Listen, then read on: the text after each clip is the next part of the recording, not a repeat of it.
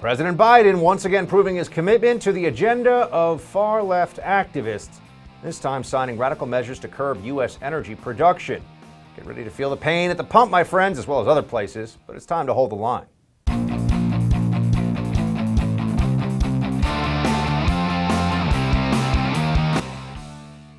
Welcome to Hold the Line. I'm Buck Sexton. Happy Climate Day, unless, of course, you work in the energy sector, in which case the Biden administration has made it clear that they don't care what happens to you. They got a climate to save. President Biden continued his executive order spree today, signed a number of measures ostensibly aimed at combating the existential threat, that's what they call it, of climate change. In reality, this is an immediate gut punch to America's energy sector and the millions of people employed by it. Biden's latest raft of orders will put a pause on new oil and gas leases on federally owned lands, require government agencies to eliminate fossil fuel subsidies, and establish a, quote, environmental justice interagency council, whatever the heck that means, although I do have some guesses. Guarantee you it's going to cost taxpayers a whole lot of money and achieve nothing. Former Secretary of State John Kerry was on hand today during the White House's press briefing, praising Biden's commitment to fighting climate change. Here's some of what he had to say. The stakes on climate change just simply couldn't be any higher than they are right now. It is existential. We use that word too easily, and we throw it away. But we have a big agenda in front of us on a global basis. And President Biden is deeply committed, totally seized by this issue, as you can tell by this executive order and by the other the initiative of getting back into Paris immediately. That's why he rejoined the Paris Agreement so quickly, because he knows it is urgent. Existential threat. But they're not throwing it out there because, this one really is. Yeah, that's right. They're telling you, listen to me, or the human race goes away. That's what they really believe, or at least that's what they really say. Today's executive orders are meaningful, not just for what they'll do to the economy, to the energy sector, but they're a reminder that President Biden is, in fact, a vessel, as was predicted, for the agenda of the radical left. How did Joe Biden win this election? And put aside any other questions you have about counting or anything else. I mean, what was the pitch?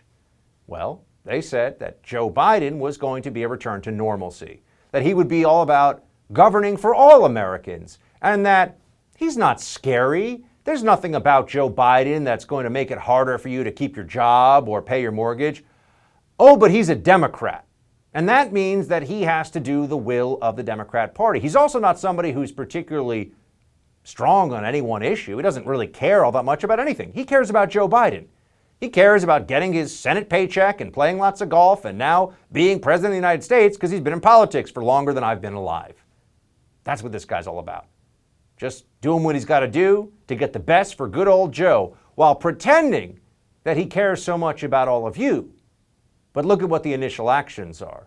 We are going through a pandemic and also a mass unemployment and destruction of small businesses catastrophe. All these things together. But what's the focus of these executive orders? What is the focus of this new federal executive branch? Oh, that's right. The left-wing wish list. That's what they're doing. Whether it's on transgender athletes playing on women's teams, whether it's on not enforcing immigration law as it's written, whether it's on the Paris Climate Accords, or now, of course, as we see, climate change fighting overall. John Kerry, who is the climate change czar, which is terrifying to think that there's going to be a czar created for something that we don't really have to worry about, but he'll make us worry about it. John Kerry's worth hundreds of millions of dollars. He cares a lot about the oil workers, about the people that were supposed to work on the Keystone XL pipeline, for example, who now they don't have a job. They lost their jobs. He cares a lot about them in between trips to his 76-foot yacht and his not one, but two private jets. What do private jets do? They use a lot of carbon when they fly people around. But John Kerry, he is weeping, I'm sure, at the lost wages of these workers. He was asked about this today at the White House press conference. Here's what he said. There certainly are oil and gas industry workers who are watching you both right now, who will hear the message that the takeaway to them is that they are seeing an end to their livelihoods. What do you say to them? What President Biden wants to do is make sure those folks have better choices, that they have alternatives, that they can be the people who go to work to make the solar panels. Better alternatives. That's what he says. You know, this is essentially like saying, yeah, you know, I mean, you could be a skilled machinist working as part of the union, or you could be, you know, working as like a guy washing dishes. It's all the same, right? Well, you think I'm exaggerating? Look at the wage difference here. You got the oil rig worker. This is average salaries we pulled up for you here from ZipRecruiter. Oil rig worker, $75K. That's a really nice living. Well above the household average in America. Manufacturing average job, being on the assembly line, $27,000. I just want to know, if John Kerry did not have hundreds of millions of dollars thanks to his wife's ex-husband, which one of those jobs would he want to have? Pretty sure we all know the answer to that. But some people have got to suffer. But it's not going to be the Davos traveling, Martha's Vineyard hanging out, super ultra elites of the Democrat Party, that's for sure. Who's going to be in charge of this wild-eyed left-wing Democrat energy policy? Well, they've got a good choice if that's what they're looking for. Jennifer Granholm, former governor of Michigan, who is pretty nutso. Here she is talking about how we need to do more to combat climate change. Play it. Products that reduce carbon emissions are going to create a $23 trillion global market by 2030. That is a massive opportunity. So we can buy electric car batteries from Asia, or we can make them in America. We can install wind turbines from Denmark, or we can make them in America. $23 trillion. So much money to be made in the free market. I mean, by government subsidy. If people really believe that this was the next big wave of the future, that this is going to compete with fossil fuels on an even playing field of what's actually most efficient and best for the bottom line, they would already be doing it to the numbers that these Democrats want, but they're not. Why is that? Well, it's the same reason why you've probably been hearing that solar is the next big thing for the last, 40 years or so. Because the technology, while decarbonizing over time, is not yet advanced enough in these technologies to compete at the level of efficiency that we all need, and we're all used to certain creature comforts and a certain level of prosperity in industrialized societies. You can't have that unless you either have fossil fuels or nuclear power, which the left ran out of operation in this country largely because of a kind of ideological jihad against nuclear power. So what do they come up with? Yeah, windmills, wind turbines, whatever. And Jennifer Granholm, you think that person should be the energy secretary? You think that she knows what she's talking about when she calls for a $23 trillion industry?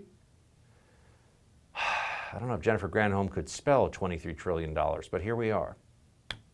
All right, a procedural vote forced by Senator Rand Paul yesterday revealed the forthcoming impeachment trial is unlikely to produce a guilty verdict. That's putting it mildly. More on that and what to expect from the trial next month with senior legal fellow at the Mies Center, Hans von Spakovsky. That's when we come back. Friends, I need to tell you about our latest sponsor, Mammoth Nation. It's America's conservative discount club. Their mission is to fight for the conservative values and causes that we all care about. That includes conservative candidates, the police, and first responders, plus active military and veterans, American farmers and ranchers, the Second Amendment, and much more. The proceeds from your membership and purchases help support all of these great causes. It's better than a donation. In return for your patriotism, you get great discounts on things like hotels, shopping, wireless, prescriptions, telehealth, and more. Spend your money where it counts. I'm a lifetime member. You should become a lifetime member too and join the fight. Put your money where your heart is. This is a great program and a great deal. Go to mammothnation.com/buck. Mammoth Nation, that's right, mammoth like the elephant with the big tusks. mammothnation.com/buck. Become a lifetime member today, support conservative causes, and get great deals in the process. mammothnation.com. This impeachment is nothing more than a partisan exercise designed to further divide the country. Democrats claim to want to unify the country, but impeaching a former president, a private citizen, is the antithesis of unity. Democrats brazenly appointing a pro-impeachment Democrat to preside over the trial is not fair or impartial and hardly encourages any kind of unity in our country. Senator Rand Paul and Fuego there, going after the Democrats' sham impeachment. Senator Paul would go on to bring up many legitimate concerns surrounding the constitutionality of impeaching former President Donald Trump, who is a private citizen, as we all know, no longer holds public office, unless you think mayor of Mar-a-Lago is somehow public office. How is this possible? What are the mechanics of impeachment in the first place? And where is this going to lead us? To help answer these questions, I'm joined by Senior Legal Fellow, Heritage Foundation's Hans Spakovsky. Hans, good to see you as always. Well, thanks for having me. All right, Hans, talk to me about this. This has happened, I think, once before. There was a Secretary of Defense who was impeached after resigning, I think it was. So there's some precedent for that, but never a president. What is the process here? Before we get into the constitutionality of this, the legal arguments against it, what are the Democrats hoping to achieve? I mean, at the end of this, do they vote specifically on what? Well, if you look at the Constitution, there's provisions in Article 1, Article 2 regarding impeachment. And clearly, the impeachment provision was put in there to remove a current federal officer or civil officer of the United States. And what it says is that upon conviction, that judgment, which means conviction means removal from office, but that conviction can also include barring you from ever holding a federal officer again. And clearly, they can't remove him from office because he's already out. He's a private citizen. So they clearly want to ensure that he doesn't run for president again in 4 years. That's obviously their political motive for doing that. And so if he is convicted, is there some kind of, usually in a criminal trial, for example, if you have a conviction, then you go to the sentencing phase.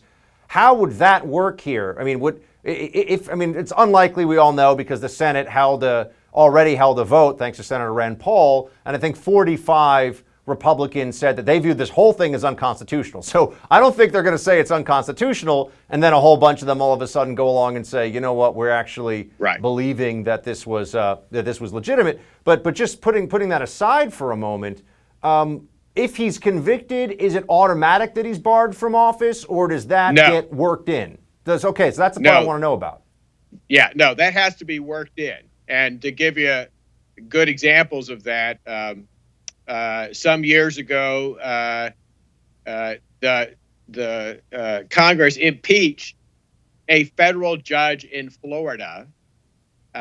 He decided to then run for Congress, and he's been in Congress ever since. And that's because when Senate convicted him of impeachment to remove him as a federal judge, they did not bar him from holding future office.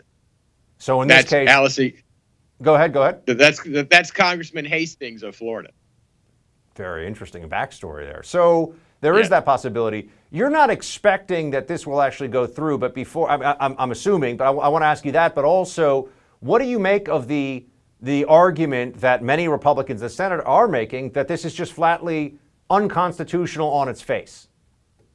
Oh, I totally agree with them. Again, if you look at the Constitution, the whole purpose of the impeachment clause was to remove a sitting federal official. You cannot impeach a private citizen. Yeah, they point to this precedent in 1876 of William Belknap, the former Secretary of War. But even at that time, it was extremely controversial, the idea of impeaching him when he was no longer in office. And it's never happened since. 150 years almost. And this has never been done. And that's because it clearly is unconstitutional to do this. How is the president's defense when he's not the president? I mean, how does Hans, it's always hard to talk about. How does the ex-president provide a defense of himself as president in the Senate under the procedures as they're playing out right now? Well, he's already hired a lawyer, actually someone I know out of South Carolina, a guy named Butch Bowers, who's organizing the defense team. And they will appear in the Senate to argue the case. But here's what people need to understand. This is not like a criminal trial. You know, this is not a situation where the usual rules apply that would apply in a court of law. The rules are whatever the Senate says they are. So, for example, if the president wants to present witnesses on his behalf, he won't be able to do that unless the Senate agrees that he can provide witnesses. So what we may end up having is simply the lawyers on each side presenting their arguments, and then you may get written questions from the senators, but there may not be any outside witnesses. Hans, before we let you go, just leaning again on your legal expertise here, there was a setback for the Biden administration with these big executive orders right off the bat in Texas having to do with enforcement of immigration law. Tell us about what happened here and how all this went down. Well, in essence, the Biden administration said that they were going to halt all deportations of aliens who are here illegally for 100 days. And the court basically said, you can't do that. You know, you can't simply say you're not going to enforce federal law on a wholesale basis like that. So that's been temporarily halted while the case goes on. And also, you might have seen today in Politico, they have a story about the Biden administration forming a Supreme Court review committee. Right. What is this all about? Well, obviously, this is his gift to the left, which, as you know, has been talking about the fact that Congress needs to pack the court. In other words, expand the number of justices from 9 so that they can put liberals on the court to outvote the conservatives on the court. And obviously, they're going to want this commission to come up with a recommendation saying, oh, yeah, that's the right policy. We need to do that. I mean, why else would they form a commission like that? It just seems so absurd. I mean, is there really any chance, Hans, that they're not going to say that they should pack the court after this commission comes together? I mean, why even go through the exercise of this? I mean, I've got to assume that even within the legal profession, I know there are a lot of liberals running around with law degrees. They got to recognize, I mean, this is like a stunt. Yeah, no, this is just to give them political cover for what they want to do, which is, like I said, pack the court so they can outvote the conservatives and basically get whatever they want, no matter what the Constitution says. Hans Spakovsky down at Heritage. Hans, always good to have you, sir. Great, thanks for having me. Been saying it for months now. It was only a matter of time. Here we are. Now they're saying maybe you want a double mask. That's right, 2 masks, better than 1. Dr. David Samadi joins us next to talk about the latest in mask mania and all things COVID. I kick off every morning the same way, with Black Rifle coffee. In fact, I'm drinking it several times a day. This is delicious, small batch, roast-to-order coffee that's brought to you by veterans of the Special Operations community. And if you're like me, you need your coffee, but you don't want to be supporting some woke left-wing corporation, right? You don't want to have to wait in line forever either, and you want delicious coffee at a great price. I can cover all of that for you with Black Rifle coffee. The best way to enjoy Black Rifle coffee is through the Coffee Club. That's a free subscription where your chosen coffee is roasted, packaged, and shipped free to your door on your schedule. In addition to the convenience, you receive special discounted pricing and gain access to exclusive products, member-only content, partner discounts, and more. Get the freshest coffee in America without leaving the couch. Purchase at blackriflecoffee.com/buck. Use code BUCK at checkout for 20% off your first purchase and your first Coffee Club order. Again, that's blackriflecoffee.com/buck. A lot of folks are hearing now about double masking. Do you believe that that's advisable and makes a difference? You know, it likely does because, I mean, this is a physical covering to prevent droplets and virus to get in. So if you have a physical covering with one layer, you put another layer on, it just makes common sense. So why not 3 layers, huh?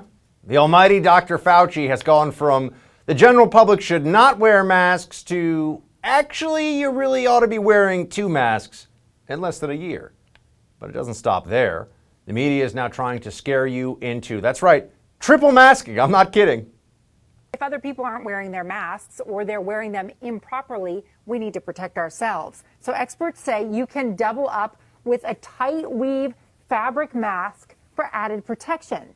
Now, Virginia Tech researchers found that doubling up these cloth masks increases the efficacy from 50 to 75%. A 3-layer mask could block up to 90% of the particles. Up to 90%.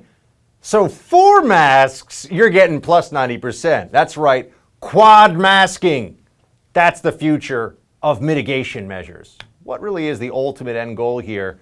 To discuss this with us, we've got someone who's been on the right side of common sense since the very beginning of this pandemic, Dr. David Samadi, author of The Ultimate Manual. Doc, good to see you again.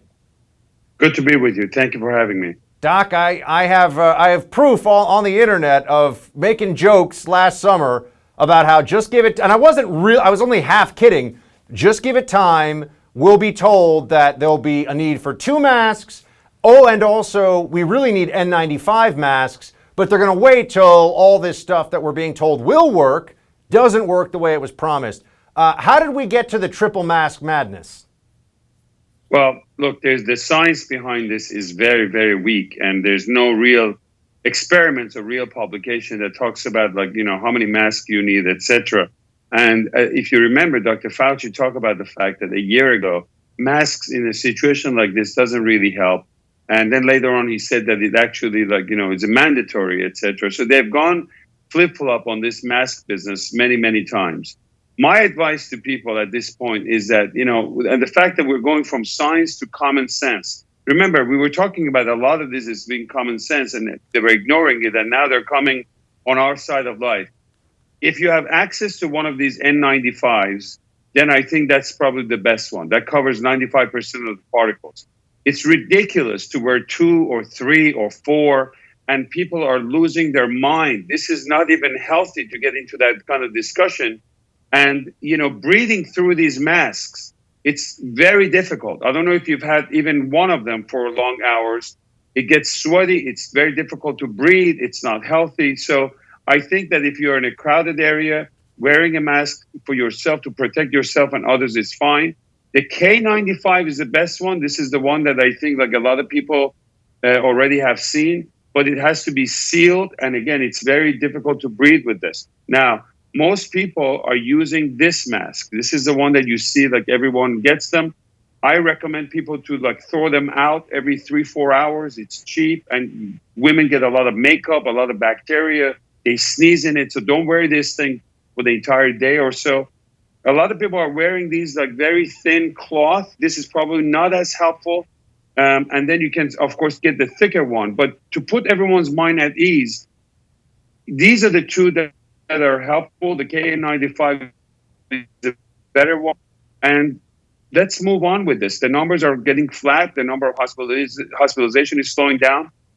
People, it's up to their choice to get the vaccines. We need to cover our nursing home and elderly, that people have comorbid disease. Get those antibodies. I don't know why politicians in their 30s and 40-year-olds are lining up for the vaccine. You're taking it away from a poor 90-year-old, 85-year-old in the nursing home, that they need that vaccine over you guys. So, yes, use common sense. That's what I would say. Let's talk about now, you mentioned vaccine prioritization, and there's obviously a lot of places across the country where teachers are considered essential workers, and so they have, I know it's true in New York City where I'm doing this show, they've gotten to the front of the line really for COVID vaccinations, and yet we're also seeing that there's a resistance to this. Here's CNN's Aaron Burnett with the new Biden Chief of Staff, White House Chief of Staff, Ron Klain, talking about which side of this they're on.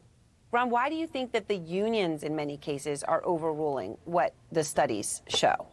I don't think unions are overruling studies. I think what you're seeing is schools that haven't made the investments to keep the students safe. I mean, again, the Wisconsin study were classrooms of 12 on average. So that requires a lot more classrooms, a lot more teachers, or, you know, other kinds of arrangements to get them small, podding students very carefully. So we need to do the things to open safely. Most of the teachers I talk to, they want to be back in the classroom. That's true. First off, he's on what's called Pebble Beach there, Doc. Just a little bit of insider journo stuff, and he's probably 15 feet away from the camera there, out in the open air by himself, wearing a mask, of course, on national TV. Put that aside for a second. Why aren't schools opening? Why is there any question at this point at all about the safety to children and for adults, especially given that they're getting vaccinated in high numbers in a lot of major cities? That's correct. And if you go back and look at what I spoke about 9 months ago, Scott Atlas has spoken about this many, many times. Many studies from Europe has come, and we have proof to the fact that school is absolutely safe to open them up. Forget about the union and the fact that they may or may not want to go to work. They're sitting at home doing this Google and Zoom and all this stuff. I think our kids are being completely wasted away. They're not learning anything. It's a waste of time, and the damage and the risk outweighs the benefit. So I think it's safe to open the school. As we said many, many times for the last 9 months, kids don't die from this. The ones that have died from this have some comorbid disease, bronchitis, asthma, diabetes. Those kids need to stay at home. Teachers that have a lot of diabetes and medical issues should stay home. But most teachers from K1 to K12 are younger. The risk of them getting this and dying from this is extremely low. And I think it's absolutely safe to open up our school, and it's time. Even CDC now is saying that it's safe to open the school. So they're catching up with everything that we said 9 months ago. Tell me about this as well. New York Times had a piece here.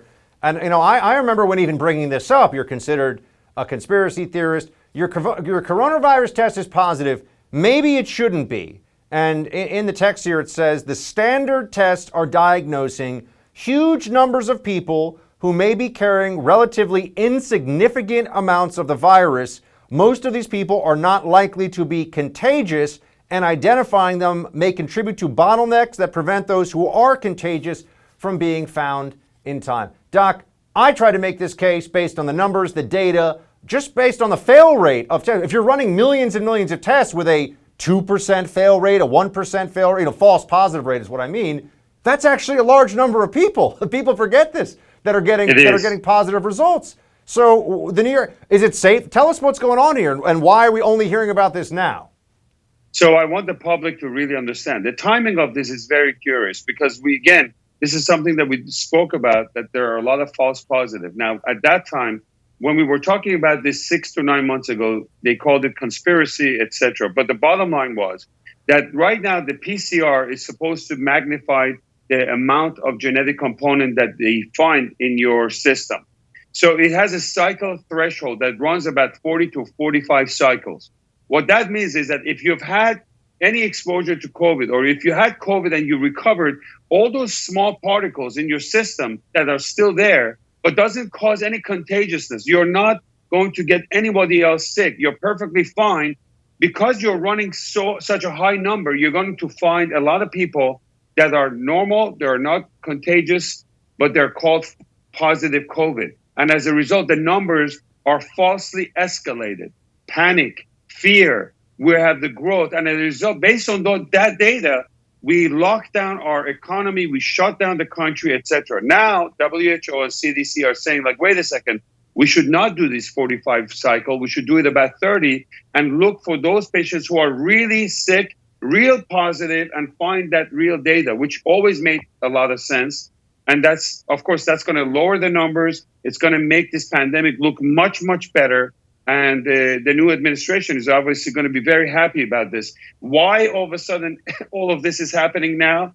That's something for you to figure out and the public to decide as to why. We know exactly. That's what I've got a doctorate in there, Doc. Appreciate it. Thanks so much for joining. Good to see you. Good to be with you. As corporate America continues to deplatform Trump supporters, a number of prominent conservatives, including Senator Josh Hawley, have had their books canceled by major publishers. After the break, we'll be joined by the CEO of one publishing company that is not bending the knee to the woke mob.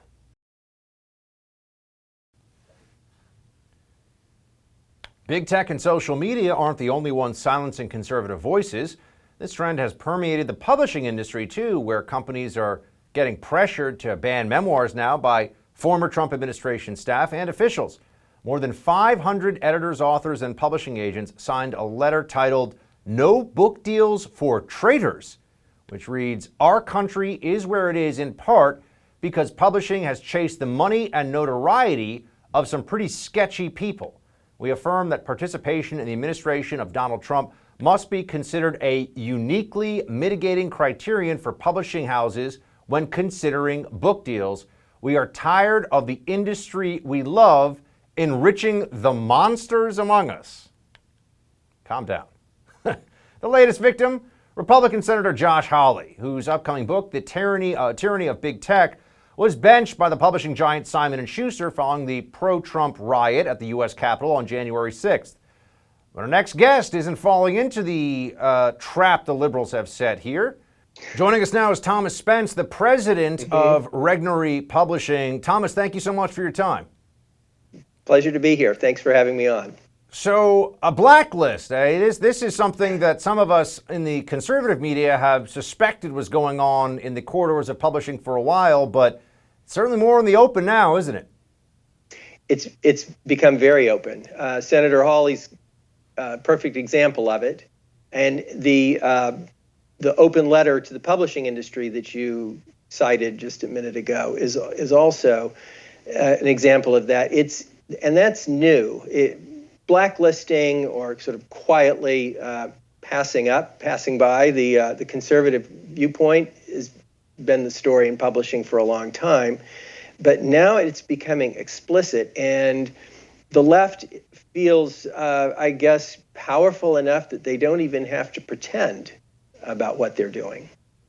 As a business matter, I think this is fascinating to a lot of people because you think of some of the authors who are writing in political nonfiction space, Ann Coulter or Bill O'Reilly, but some of them are people that you've published. I'm not sure which ones I'm naming, but there are many of them, Sean Hannity, many out there who are putting books out that are runaway bestsellers. So there's clearly money to be made, but publishing houses, and pardon me, I don't know that much about them, but my understanding is they generally like to make a profit when they can. I know it's not easy. Yes. They will turn their nose up at some of these possible hits because of ideology, because of left-wing ideology. That's actually happening at major publishers. That's what it sounds like you're telling us. That's what it seems like. So about 20 years ago, the major New York publishing houses noticed that Regnery and some other conservative publishers were making a lot of money selling conservative books, that there were, who'd have thunk it? There were lots of conservatives out there who were interested in buying books. And so each of the major publishing conglomerates started an explicitly conservative imprint. Simon & Schuster's Threshold, Penguin Sentinel, and so on. They all had them. And they published some, pretty big blockbusters and made a lot of money.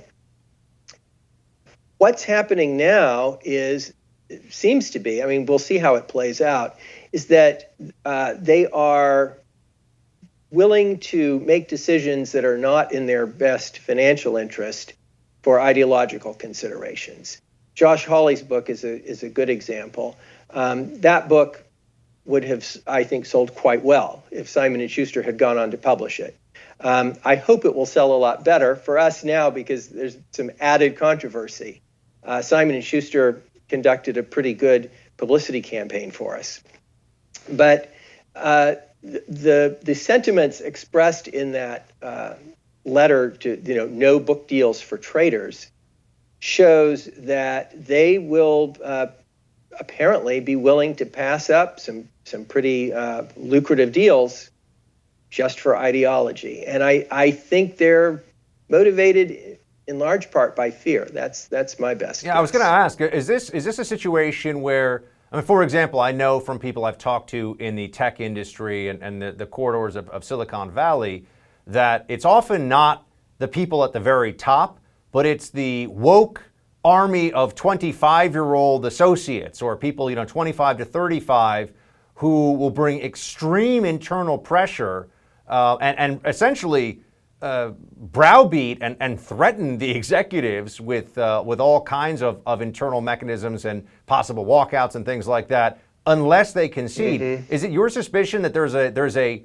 intergenerational issue here where the woke youth are the ones that are telling Simon & Schuster and other places, You can't publish conservative books anymore.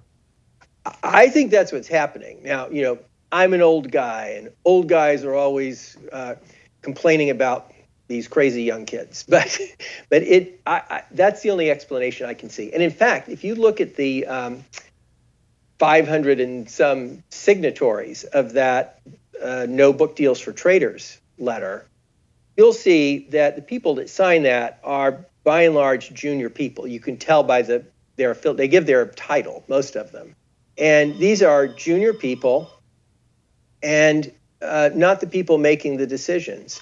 But there's enough fear, I guess, at the top that, they don't want to deal with the problems, they don't want the headaches, whatever. And I think once upon a time that would not have happened. They would say, you know what, for every one of you junior associate assistant editors, there are 100 people waiting for that job. Are you getting a lot of pushback out in the open and from behind the scenes as the publishing house that's picked up Josh Hawley's book and that has made a stand for free speech and that will still publish conservatives? I mean, hopefully they weren't just calling you on the phone to yell at you there. What's going on? We've been getting lots of feedback, and I would say sort of equally positive and negative. We've had lots of hate mail, but it's mostly from crazy people, and lots of people, cheering us on. What's been interesting is some of the behind the scenes conversations I've had with people at other publishing houses, and both at the Big Five, people at some of these conservative imprints, and then people at other conservative publishers. People feel the pressure growing and are wondering kind of what's going to be next. Because do you think there will be campaigns to prevent certain books in a widespread fashion from being distributed on Amazon, being distributed in, I don't know, whatever's left of Barnes & Noble? Is that the next place? I think there will be campaigns. I mean, that would be my guess. Now, will they be successful? I don't know. So far, Amazon has given no indication that they're going to ban our books or, not carry what we publish. But just like Simon & Schuster, they are filled with very woke 25-year-old, thousands of employees who I think many of whom would love to see them not carry certain books. But I think there'll be a lot of pressure. Thomas, we appreciate you holding the line for free speech, sir. Thank you so much for joining us. Trying. Thanks so much, Buck. It's almost time for a rapid-fire look at some of the stories we haven't quite gotten to yet, but definitely deserve some attention. Those are quick hits. Have you ever wanted to invest in real estate, but you didn't have the time to do it on your own? I felt exactly that way until about a year ago. Look, I've always loved the idea of real estate investment, but I didn't know how to invest in real estate while fulfilling all my obligations, right? I'm very busy. I know you're really busy too. So how do you make sure that you don't make big mistakes in the early stages by investing on your own without knowing what you're doing? Well, I met my friends at Done For You Real Estate. They took all of the guesswork out of it for me. They found me an amazing property. They rented it out for me right away. They managed the tenant for me, and now I get a check every month like clockwork. Don't wait another second to see if my buddies at Done For You Real Estate can do for you what they did for me. Visit doneforyoubuck.com to see how this works. Again, that's doneforyoubuck.com. One more time, doneforyoubuck.com. Tulsi Gabbard takes on big tech censorship, and the governor of New York is trying to get out ahead of the worst governors in America competition. Those stories in quick hits. Let's start with the former congresswoman from Hawaii, Tulsi Gabbard, also former presidential candidate.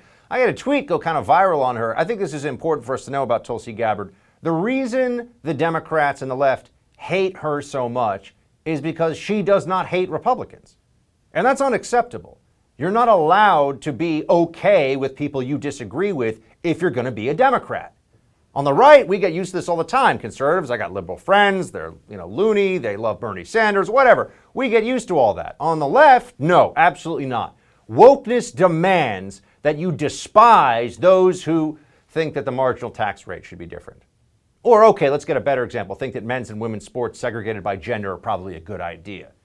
You can't disagree with them, you have to hate them. Tulsi Gabbard does not hate Republicans, and so that is her original sin when it comes to many, not all, but many on the left. And add to that, she went on Tucker Carlson's show last night. Here's what she said. Big tech is culpable in this, in that they are using their monopolistic power to pick and choose whose voices are heard and whose voices are squelched, whether it's based on who they agree with, disagree with, political affiliation, who you voted for, or whatever. I think there are alternative platforms. I've got one on tulsi.locals.com. It's a place where people can come and speak freely and have open dialogue and conversation around different issues based on respect and this appreciation for our constitutional rights and freedoms. That's right. Big tech is suppressing and is trying to destroy dissent.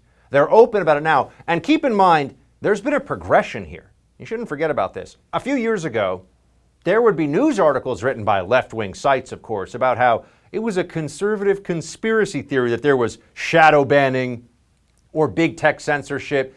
It was all the algorithms, man. It was just the way that the tech guys with the little bloop, bloop, bloop, bloop, bloop back in the rooms doing the things with the servers. Nobody had any political agenda, but they did. And now they tell us that. And they've had it all along, but now they're open about it, because the wokeness has become the overarching guiding principle of these massive companies that are among the most powerful institutions in the world, not even just in America. They are essentially giant printing presses of money, and they influence our politics, our conversations, our very thoughts. They are a mass surveillance system that we are giving all of the data to. And they're just supposed to operate as is without any real regulation of any kind? In fact, be given a carve-out so they can be both publishers and platforms under Section 230? I don't think so, friends.